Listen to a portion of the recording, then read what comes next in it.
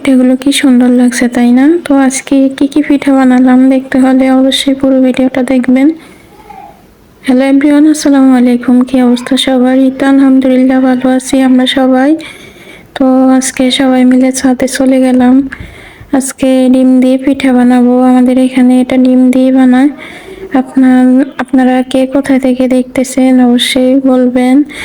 আর কে কে এই পিঠাগুলো বানান তো অবশ্যই বলবেন। তো সবাই মিলে যেহেতু করতেছি, তো এটা আমি কেটে নিলাম। আর আমার একটা বোনের মেয়ে ও এগুলো বানিয়ে নিচ্ছে। আমরা সবাই ছাদে বানাচ্ছি, কারণ বাসায় তো এগুলো পসিবল না, অনেক লোক ছিল। তো দেখা গেছে এই জন্য আমরা ছাদে গেছি। তো ছাদে চুলাতে আমরা এগুলো ভেজে নিব। ছাদে একটা ছোট্ট চুলা ছিল, ওইটাতে আমরা সবগুলো ভাজবো। তো ভাবলাম যে তাহলে আর বাসায় না করে আমরা সবাই মিলে ছাদেই করি। তাই তো আমরা সবাই মিলে করতেছি। আমি এগুলো কেটে দিচ্ছি, আরেক ভাবি এগুলো বানিয়ে দিচ্ছে রুটিগুলো। ভাবি রুটি বানিয়ে দিচ্ছে, ভাবির মেয়ে আর আমি এগুলো বানিয়ে নিচ্ছি।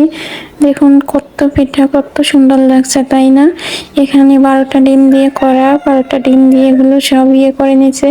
আর এই তো ছাদের উপরে চুলাতে এগুলো রান্না হচ্ছে একসাথে, অনেকগুলো পিঠা, কি সুন্দর লাগছে তাই না? সত্যি তাই, আমরা সবাই মিলে একসাথে অনেক আনন্দ করে পিঠাগুলো বানিয়ে ফেললাম। অনেকগুলো পিঠা ছিল। তো এই তো আস্তে আস্তে এগুলোকে তেলের মধ্যে ভাজা হচ্ছে। তো সবাই মিলে দাঁড়িয়ে দেখতেছে আর খাচ্ছে, সবাই আনন্দ করতেছে। এক কথায় বলতে গেলে পিঠা উৎসবের মতো লাগতেছে। তো সবগুলো এভাবে বেছে বেছে উঠাচ্ছে, আবার দিবে। আপনাদের জেলায় এটাকে কি বলে অবশ্যই কমেন্টস করবেন। তো সবাই ভালো থাকবেন। ভিডিওটি দেখার জন্য অনেক অনেক ধন্যবাদ। এই তো এখনো অনেক রয়েছে, তো এগুলো আস্তে আস্তে বেছে নিবে।